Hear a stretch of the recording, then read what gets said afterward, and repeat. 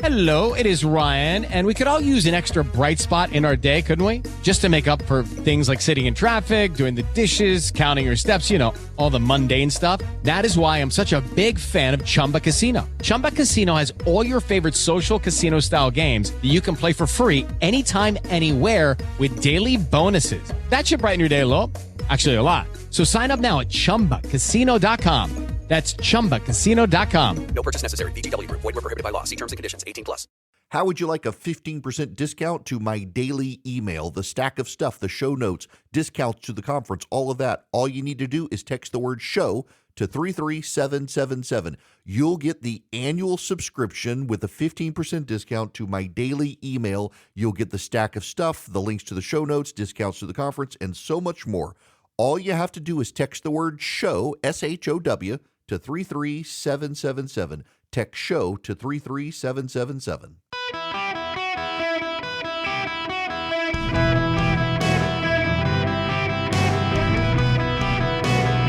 Welcome to the Eric Erickson Show podcast, Hour 3. Welcome, friends. It's Eric Erickson here across the nation. It is an open line Friday, 877-973-7425, should you wish to be on the program. Now, this weekend is the big game, they call it. Now, so why do they call it the big game? Everyone will talk about the Super Bowl as the big game because Super Bowl is licensed, and when you're doing all sorts of broadcasts and stuff, they like to protect it so they don't wind up like Kleenex, where Kleenex is a brand name of a company, but when you talk about Kleenex, people use it generically now, even though it's not supposed to be. So the NFL likes to guard the name of the Super Bowl, so it's referred to as the big game by members of the press who want to get around the licensing. When my friend Rush Limbaugh was alive, he would always give his environmentalist pick for the Super Bowl. And I don't want to be duplicative of Rush, but in the spirit of what he would do, I do think we should examine, because in this day and age, we're dealing with the wokes, and what would the woke pick for the Super Bowl be? We have two teams, the San Francisco 49ers, and we have the Kansas City Chiefs. Now, the 49ers are obviously problematic because the 49ers are named after the greedy capitalist gold rushers who committed mass pollution, destroying the streams of Northern California with arsenic and other poisonous content. The 49ers were bad polluters, they were bad for the environment, and they were greedy capitalists. And they're challenging the dynastic Kansas City Chiefs, who are named for American Indian tribes.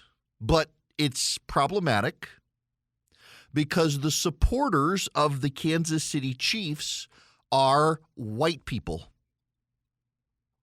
The 49ers were white people, but the 49ers are supported by a bunch of gay transgender heroin addicts who poop in the streets of San Francisco, versus the Kansas City Chiefs, who have co-opted Native American branding. And not only that, it's worse. They do a tomahawk chop like those dastardly racist Braves. Oh, and they do their arm chopping motion. The Kansas City Chiefs stole it from the Braves. On top of that,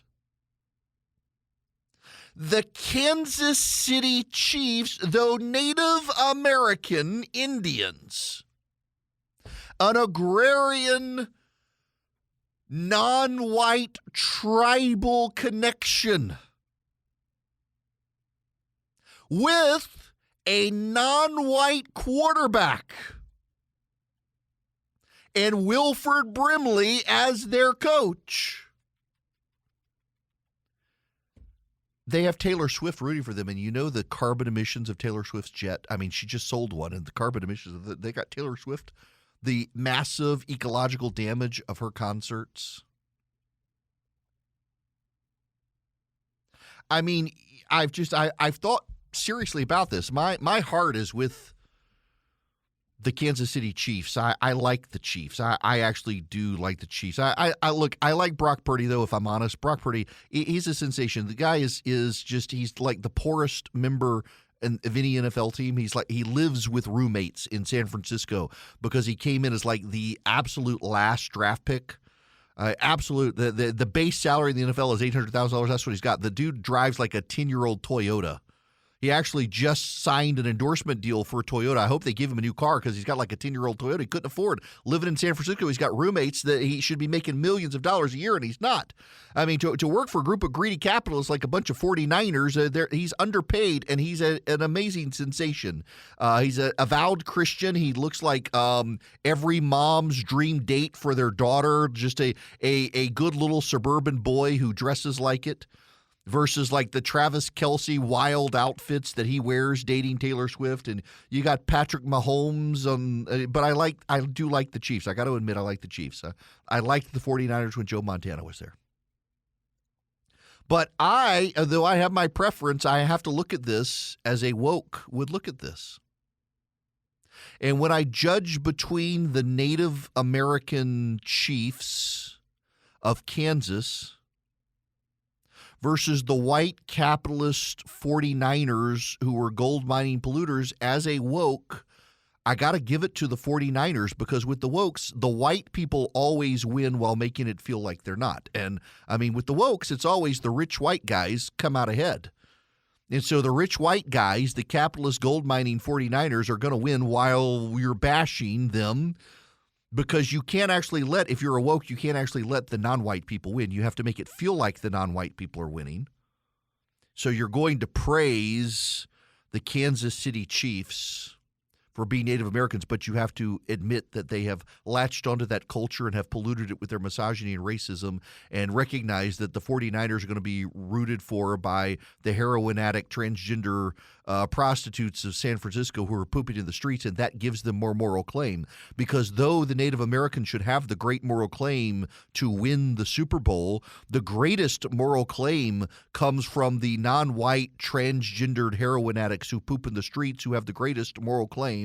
And they are going to be rooting for the Christian white kid, Brock Purdy, and the 49ers. And because that's where the greatest intersectional claim lies, the 49ers have to win the game if the wokes are to be defended. When you're a woke, never bet against the white people winning. So there you have it.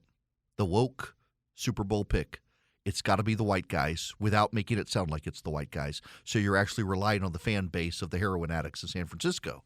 And 49ers should win. I actually would kind of like to see Kansas City win it because, the rumor is Travis Kelce will retire with his brother and wants one of the diamonds from a Super Bowl ring to be in his engagement ring to Taylor Swift, and that would make my kid very happy. And if Travis Kelce and Taylor Swift did get married, there would be a marriage boom among the white girl automatons of America who only do what Taylor Swift says. And then if Taylor Swift and Travis Kelce have kids, there will be a population explosion heard around the world of every 20-something young woman in America finding some dude to get married to and have kids with so she can be just like Taylor Swift. Taylor Swift, Travis Kelce could single-handedly solve the population crisis of America. We have slipped beneath repopulation in America, and there has never been a country on earth that once it has slipped below even birth rate of population sustains itself versus people dying, any nation that's ever slipped below that point has never bounced back from it.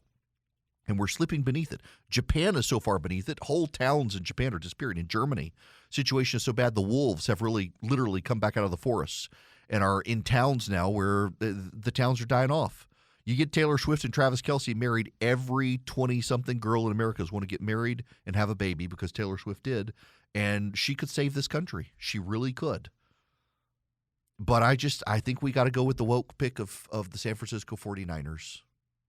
I intend to watch it. So I'm flying to my parents tonight. I'll land late tonight, stay in Baton Rouge, go up to my parents tomorrow, take my mom out for lunch, since I couldn't be there for her birthday.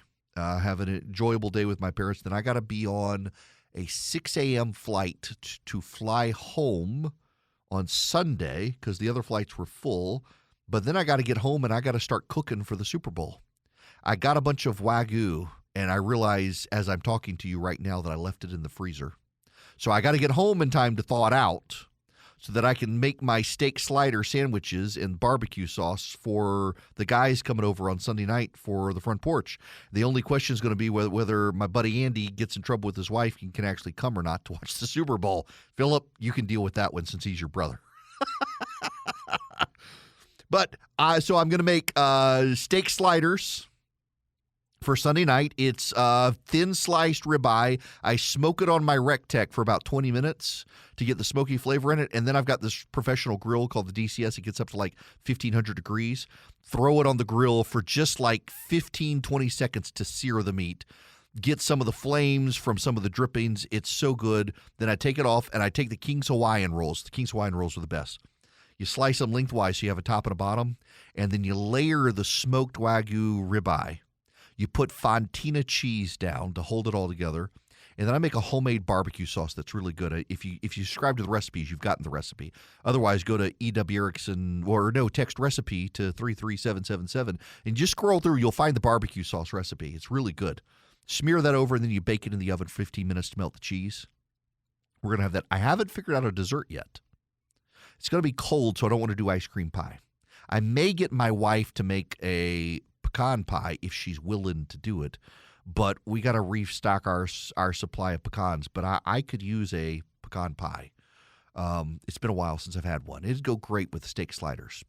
Baked steak sliders, a little spicy. It's gonna be good. It's gonna be good. We're gonna have a good time. We'll watch the commercials, but I'm actually interested in this game. I'm actually interested in seeing how Brock Purdy does. All right, we're not a sports show, but we did have to deal with the wokes. So we need to deal with the Tucker Carlson Vladimir Putin interview when we come back. I didn't think he would, so I'm surprised and impressed that Tucker Carlson was willing to engage Vladimir Putin on whether or not the Wall Street Journal reporter who is in prison there could come home. Evan Gershkovich is a Wall Street Journal reporter. Vladimir Putin has accused him of being a spy and locked him up solely because he was reporting unfavorably about the Putin regime. And Carlson confronted Putin about it, asked him to let him go home. Doesn't appear to be successful, though. What I'm disturbed by, however, is not really the Carlson interview, but the number of people on the new right who are rooting for Russia and against the United States. There are some prominent voices out there saying, how can we really say we're a good country? Maybe Vladimir Putin and Russia's are good. Look what they do to the gays and you're whatever group you hate. If they treat it badly, maybe they're the good guys. There really is this disturbing, and this horseshoe theory, you know. The far right and the far left are kind of, they've wrapped around to become the same thing. They're all rooting against America, and I despise Americans who root against America. And they've come out of the woodwork now, suggesting, oh, look, Vladimir Putin is so competent compared to our incompetent president. I would rather have an incompetent Joe Biden than a competent Vladimir Putin in charge. How did people's brains get broken? Because they've treated politics as their god, and their idol has poisoned their brain. Yes, I do want to talk about that when we come back. I'll take your phone calls as well. It's an open line Friday, 877-973-7425. What? Uh-oh, hang on a second. The buttons, what happened? The whole soundboard has screwed up on me at the very last minute. I figured it out. It froze up and it spit out the audio in a different direction to deny my ability to go to commercial break like a polished professional. That's one of those days, folks. At least it's going better than it is for the Democrats. Step into the world of power, loyalty, and luck. I'm gonna make him an offer he can't refuse. With family, cannolis, and spins mean everything. Now, you wanna get mixed up in the family business. Introducing The Godfather at ChumbaCasino.com. Test your luck in the shadowy world of The Godfather slot. Someday, I will call upon you to do a service for me. Play The Godfather now at ChumbaCasino.com. Welcome to the family. VGW Group. No purchase necessary. Void where prohibited by law. See terms and conditions. 18+. My Kansas City listeners are upset. I said Kansas instead of Kansas City at one point. But, I mean, come on. When people think of Kansas, they think of Kansas City. Y'all know that that's true. I mean, nobody thinks of Topeka or Wichita. They think of Kansas City, and then they're shocked when they get their geography class that, like, Kansas had to have a Kansas City so they could say they're talking about us. But you knew what I meant. What I did not know until a kind soul called to point out is that the Chiefs, though they've adopted Native American imagery, were actually named after the mayor of Kansas City when they were moving the team. Mayor Bartle of Kansas City said he'd moved, but he wanted the team in some way named after him, and his nickname was Chief, so they named the Kansas City Chiefs to actually be a reflection of the mayor. But they adopted the Native American branding. Now they do the tomahawk chop, so you can't really say it's about the mayor now. I mean, Arrowhead Stadium, y'all name it, it's the Kansas City Chiefs, but I like them. I've always liked the Chiefs, and I really like the Chiefs, not for Patrick Mahomes. I like the coach. I just think he's fantastic. I really do think Andy Reid is just one of the neat people. Like, when they played that game and he had the icicles hanging down his mustache, it was fantastic. I just think he is a really, really neat guy. And I do like Kansas City. I mean, before Travis Kelce, Taylor Swift, Mahomes, all that, they're a neat football team. But I've also had the soft spot for the 49ers over time, going back to Joe Montana. They've just, I mean, and I do like the Brock Purdy story. It's just a neat story. I wish him well. I don't necessarily know that I have a dog in the fight, but if I had to, if you put a gun to my head and said, who are you actually rooting for, it would be the Chiefs. I'm rooting for Brock Purdy, but I'm rooting for the Chiefs. So there you have it. Yeah, wishy-washy, if I'm real honest about it. Go Kansas. Plus, I'm on the radio in Kansas City, and I'm not on in San Francisco. So another reason to root for the Kansas City Chiefs. And also, their barbecue is actually, let's just acknowledge, Kansas City barbecue is pretty good. A buddy of mine who worked for Josh Hawley for a while, I did something nice for him, and he sent me a thank you box, and the box was filled with the best barbecue sauces of Kansas City, and I did some fantastic cooking with so many of those barbecue sauces in an event. All right.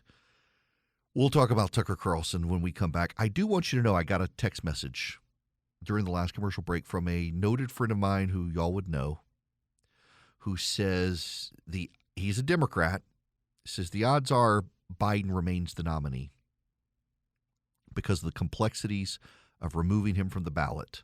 Unless he himself decides to pull the trigger, there's not anything the rest of us can do. And he's not very happy about it. Thinks the odds of Trump getting elected go up. I tend to agree with him. But, yeah, Democratic strategists are a little bit despondent today about the situation. You got to convince Biden to do the right thing. And the biggest problem that they don't really want to say is Jill Biden is convinced that if Joe doesn't have anything to do, he's going to go home and die. So keep him president and keep him alive.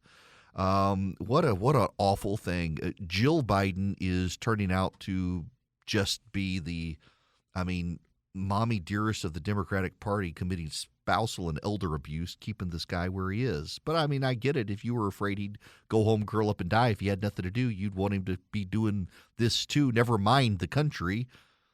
My goodness gracious, what a mess we're in. Hillsdale College understands why this is one of the reasons we need real constitutionalism and federalism in the country, that the presidency and the federal government are not meant to be as important as all of us now make them. You would learn these things if you took the Constitution class at Hillsdale College. You can hear their Constitution minutes that are aired during this program's commercial breaks by going to ericforhillsdale.com. Not only that, you can put in your address and you can get a free Constitution with Declaration of Independence from Hillsdale College. It's a pocket Constitution. You can keep it with you. I've got one. They're great. And you go to ericforhillsdale.com. You hear the Constitution minutes. Share them with your friends. Hillsdale College takes constitutionalism seriously. Larry Arnn is like a steward for constitutionalism, what universities should be. That's what Hillsdale College is, a monastery for the mind in the United States that preserves the integrity of constitutionalism, and they want to share it with you. Eric, E-R-I-C-K, ericforhillsdale.com. Go check them out today. Listen to the Constitution Minutes. Get your free pocket Constitution and Declaration of Independence. Share these things with your friends. The knowledge from Hillsdale College can improve your mind and your life, can improve this country. ericforhillsdale.com. Well, it is Ryan here, and I have a question for you. What do you do when you win? Like, are you a fist pumper, a woohooer, a hand clapper, a high fiver? I kind of like the high five, but if you want to hone in on those winning moves, check out Chumba Casino. At ChumbaCasino.com, choose from hundreds of social casino style games for your chance to redeem serious cash prizes. There are new game releases weekly, plus free daily bonuses. So don't wait. Start having the most fun ever at ChumbaCasino.com. No purchase necessary. VGW Group. Void were prohibited by law. See terms and conditions. 18 plus. Welcome. It is Eric Erickson here. The phone number is 877-973-7425. Should you wish to be on the program, really happy to have you with me. All right. I got some thoughts, not so much on the Carlson Putin interview, but on the look at how competent he is, blah, blah, blah, blah, blah, blah, blah. Vladimir Putin.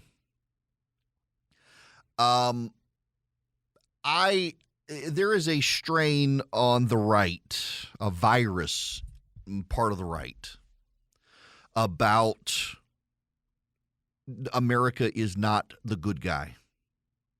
And it's a lot of these people who are on the alt-right, they hate Israel. They don't like American power in the world. They look at social ills in the United States as whether it's abortion or gay marriage and things like that as beyond the pale. And because they have a guy like Vladimir Putin who is ruthless to gays, ruthless to they ban abortion, although there's actually a pretty high abortion rate in Russia and the like, that this guy's actually, he's a moral leader. Vladimir Putin is a ruthless, monstrous killer who invaded a sovereign nation. You shouldn't believe his propaganda because it is propaganda, this idea of a Russian sphere of influence. I'm kind of shocked to see some people on the right say, well, Russia deserves a sphere of influence. We have a sphere of influence. We have a sphere of influence because of our nations wish to partner with us. We're not conquering all of those nations and taking them over. We're actually like allies with people. The Russians are not your friend. Vladimir Putin is not the good guy. It's just it's infuriating to see the people in this country who would defend Vladimir Putin and the Russians for invading Ukraine, and it's awful to see them say, well, I mean, at least he's competent. Look at Joe Biden. I would rather have an incompetent Joe Biden than a competent mass murderer as my president of the United States. And shame on you for being unpatriotic and un-American if you think that you would rather have Vladimir Putin in charge. The man murders people who are dissidents. He throws them in prison. It's just absolutely bizarre that people would champion this. He's not a good man. He's not your friend. He's not your ally. He is a monster. And part of where we are as a country right now is this postmodernism in the country where the truth doesn't matter. What matters is who you want to believe. So when you platform voices and you put in your mind the voices of those who say everything is hunky-dory and Vladimir Putin is a good guy and he's misunderstood and he has a claim to Ukraine, and we should allow him to have it, it doesn't matter what the truth is. You've decided it's your truth. You don't actually care about the truth. The left does this too. What's ironic is there's a part of the far left and a part of the far right where they've arrived at the same position that Putin is the good guy here, and Ukraine deserves to be split up and conquered, and we shouldn't have anything to do with it, and damn the consequences of a spillover effect, and Vladimir Putin should be allowed to have his sphere of influence. People have become mentally deranged by what they're catechized by, and this gets to the larger issue here. And I'm attributing it to Tim Keller, and I don't actually think it was Tim Keller, but I've embraced it as my own line. We are catechized by those we surround ourselves with. And you know what a catechism is? Not every religious denomination has a catechism. But a catechism is a summary of principles of faith in the form of questions and answers, and it's used for instruction in religion. The Catholics have them, many Protestant denominations have them, and they're quite good at helping kids. Now, I didn't grow up with a catechism. And, in my church, for example, now we have several different catechisms that circulate in the Presbyterian Church in America. Baptists tend to be a little more standoffish when it comes to catechisms, depending on their church. There are some that have come out, but it's a catechism that essentially asks questions to project what you actually believe, and you can memorize them and you can understand your faith through that catechism. And what essentially churches encourage people to do is read the catechism, memorize the catechism, and understand their faith about the catechism. You've got, for example, the Westminster Shorter Catechism is one that's popular among Protestant churches. The first question is very similar to the Catholic confession or Catholic catechism. What is the chief end of man? Man's chief end is to glorify God and to enjoy him forever. What rule hath God given to direct us how we may glorify and enjoy him? The word of God, which is contained in the scripture of the Old and New Testament, the only rule. Now, and every church has these. This isn't theological discussions. Just understand what a catechism is. And so churches get the kids early on to begin memorizing the questions of faith. So when they get into a world and they have questions of faith, they can recall their catechism and get the answers to the catechism. And so when you are catechized by those you surround yourself with, if you surround yourself with a bunch of people who are all Russian acolytes and sympathizers, well, you're going to become a sympathizer with the Russians. If you're surrounded with a bunch of woke activists, you're going to become a woke activist. If you're surrounded by a bunch of people who think that Donald Trump is the be-all, end-all, chief end of man, well, so are you. If you're surrounded by a bunch of people who think Joe Biden is mentally competent, the sharpest man and greatest leader to ever live and exist in the presidency of the United States, you're going to think the same thing.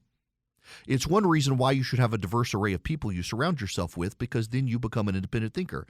In this day and age, most of the people who think they're independent thinkers are just a bunch of clueless automatons who parrot whatever the people around them say. I mean, in my personal experience,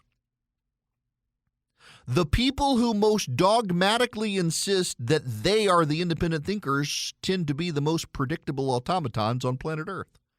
Because most independent thinkers don't have to tell you what an independent thinker they are. They just speak, and you realize this guy thinks for himself. You are catechized by those you surround yourself with. And one of the troubling aspects of social media and the postmodern era is that you go online on Facebook or Twitter or wherever, and you begin to follow people who think like you, who vote like you, and who share your values. And the more you stay online surrounded by those people, the more you reflect them and they reflect you. You're catechized by those you surround yourself with, online and off. And the more you go online, the less offline you are. The more you begin to be very hyper online in your views of things and things that matter.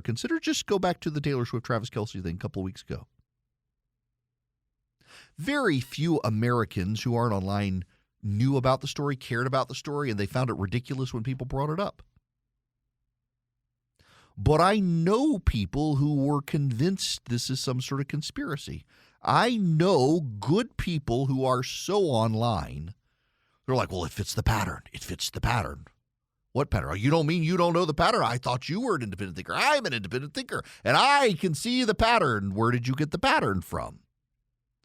Well, the people you surround yourself with on social media who are crazy. We're catechized by those we surround ourselves with. So when you decide that the United States is the bad guy and Vladimir Putin is the good guy, it's because of who you've surrounded yourself with.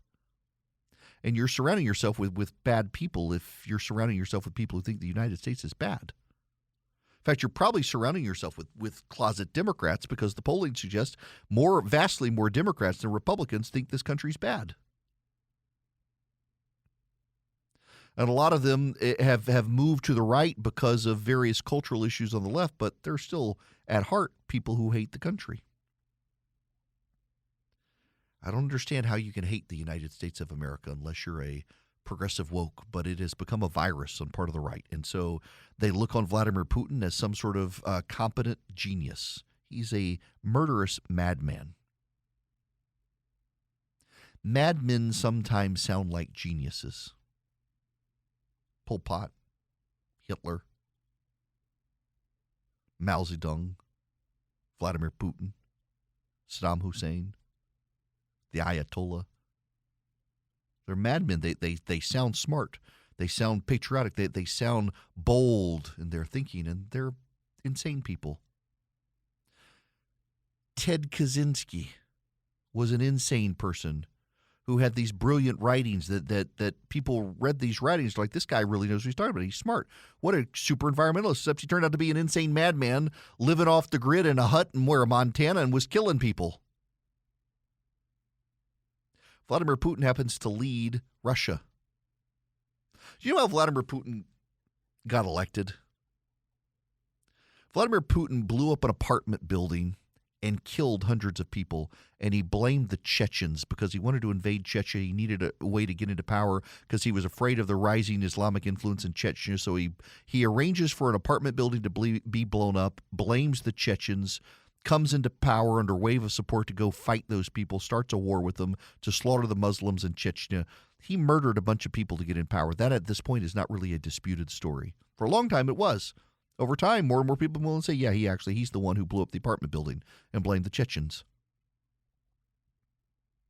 Vladimir Putin does see the world through a lens of a Russian sphere. He believes that Ukraine is part of Mother Russia. And actually, to be fair to him, Catherine the Great seized Crimea from the Turks back in the 1700s, and it had been a part of it. But Ukraine itself had not always been a part of Russia. It was an independent country. It came in under the Soviets. Americans back in the day turned a blind eye to the plight of the Ukrainians.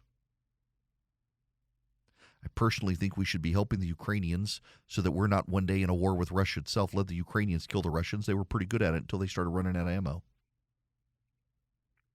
But regardless of your views on what we should or should not be doing with Ukraine, stop praising Vladimir Putin. He's a murderous monster. I don't care that he's a competent murderer. I would far prefer an incompetent president of the United States to a competent mass murderer as leader of my country. Shame on the people who seem to think praising Vladimir Putin is a way to own the left and own Joe Biden. You're not owning anybody. You're exposing yourself as a follower, not a leader, as someone who himself is deeply poisoned by the politics of the online because you've catechized yourself with a bunch of people who hate this country, just like the wokes. It is the mirror image, and you should be ashamed of yourself, but you don't have a sense of shame, I suspect, if you're cheering on Vladimir Putin today. Let me talk to you about Vision Computers because they're great. They're a group you can cheer on because Vision Computers works with you to build your PCs, desktop, laptops, servers. They can even workstations. They can even make your gaming PC like they made for my son. Great stuff. They're really not only that, but then they give you a special number you can call and they become your in-house tech support. Now, here's the thing.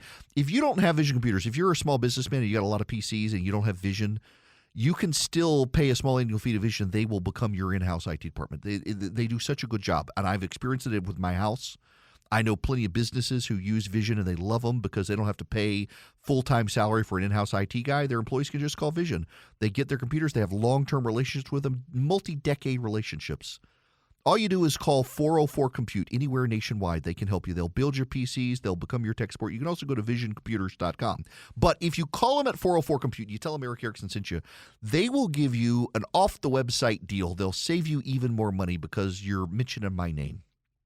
And again, it's any one of you or any business nationwide. Instead of going to the big box store, the electronics store, and getting a one-size-fits-all computer, call Vision. Let them customize. They'll save you money. They'll keep you upgraded. They'll keep you online. They'll keep you up and going. VisionComputers.com or 404-COMPUTE.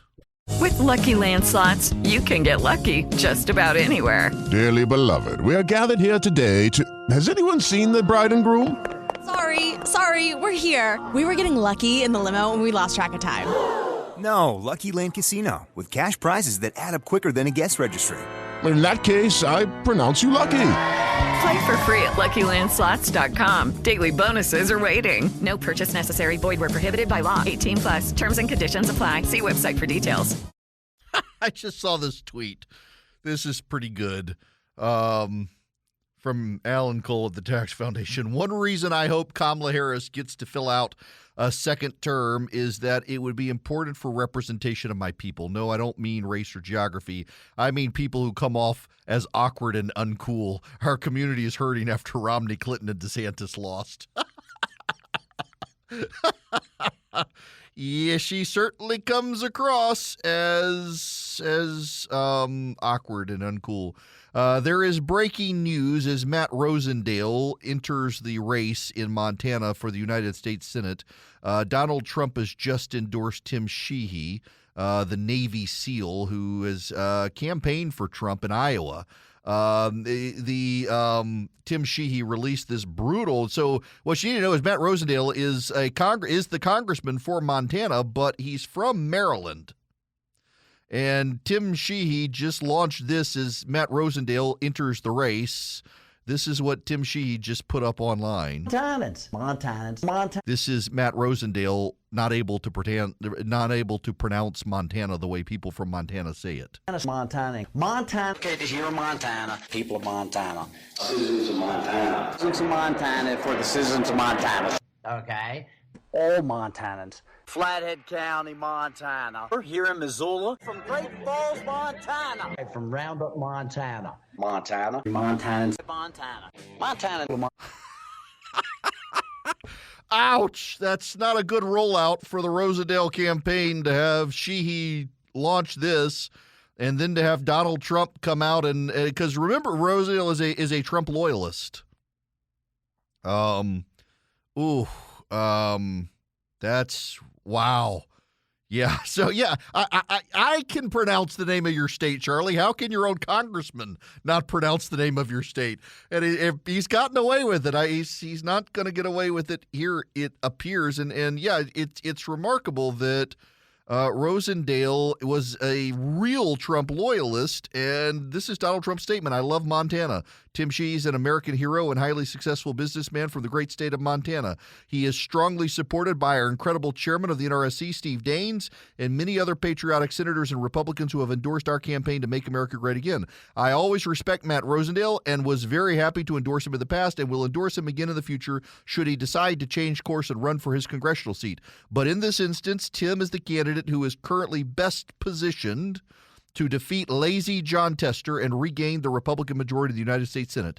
Tim is a political outsider, strong on the border, the military, vets, and our constantly under siege Second Amendment. He will stand tall in the fight against the radical left Democrats who are destroying our country. Also, he is far more likely to defeat lazy John.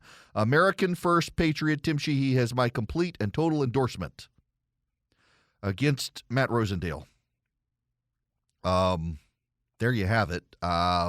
This may actually be the match coming out this strong, and that video on how Rosendale pronounces the state, that's going to be a mess for a launch day for him. We'll see. But if the Republicans, so they've got Joe Manchin, they're going to win West Virginia. That would take the Senate to 50-50. If they pick up Montana, that gives the GOP control of the Senate, 51 seats. If they pick up Ohio, if they pick up Pennsylvania, that gives them the Senate. And those states are in play. Nevada is in play.